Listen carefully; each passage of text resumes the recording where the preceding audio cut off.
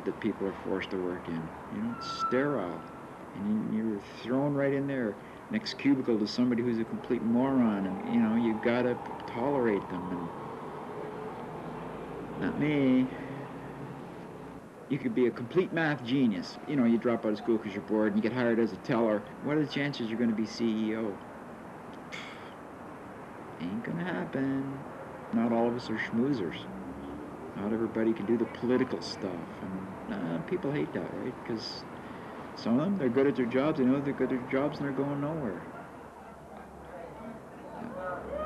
I had enough of that.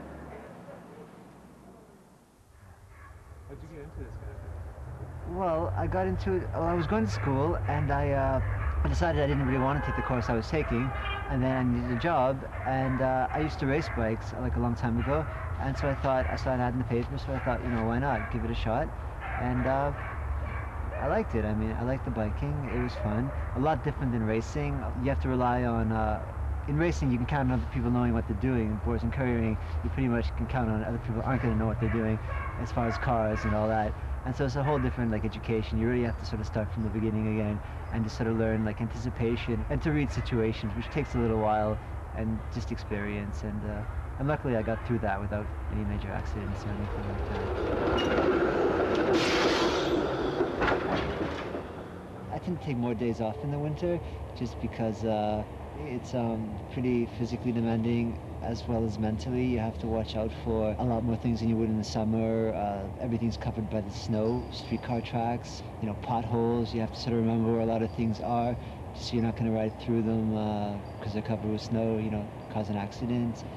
It's physically a little harder because, you know, riding through the snow, it kind of, it's a little more resistance. You got to pedal a little harder, you're a little tireder at the end of the day, and you're just a little more tense because you have to be so much more aware of what's happening, because one wrong move, you slip, the next thing you know, you're under a car.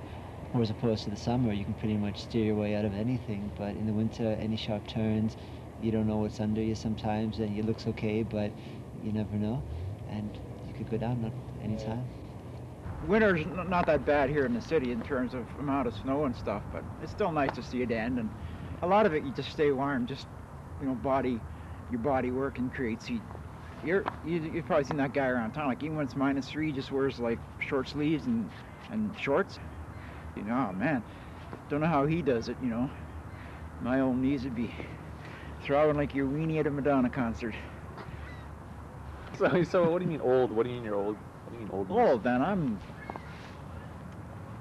well, mid-40s. And that's pretty old for a courier. I'm not the oldest, but I'm one of them.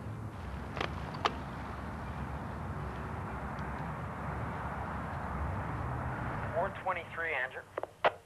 423. Yeah, this one that's in the office here, when are you going to pick this up? Sure, I'm coming over to get it.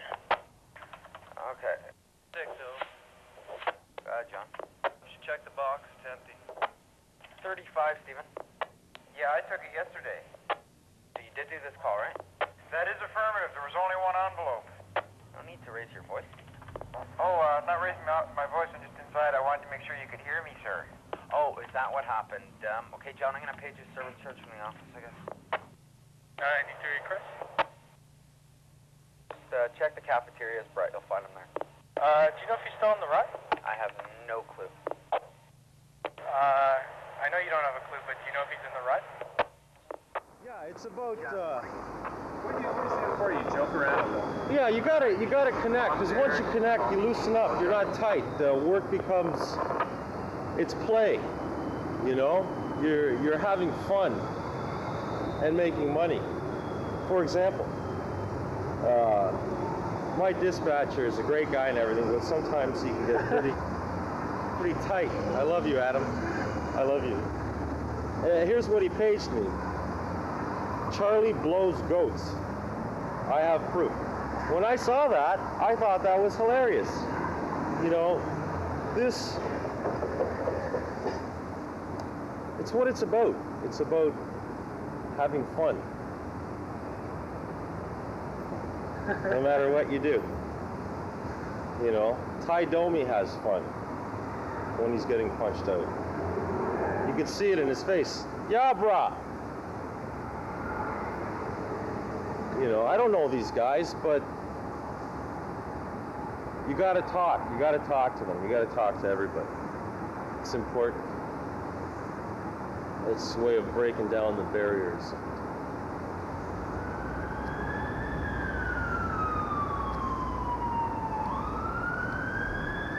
Everybody's going to Webpack. I'm late. Gotta go. 23, Andrew. 23. How you making out, Andrew? Went to the 3rd floor, but it was the wrong place. I'm supposed to go to the main floor. I'm going there now. The Board of Trade on the Adelaide entrance there. Floor.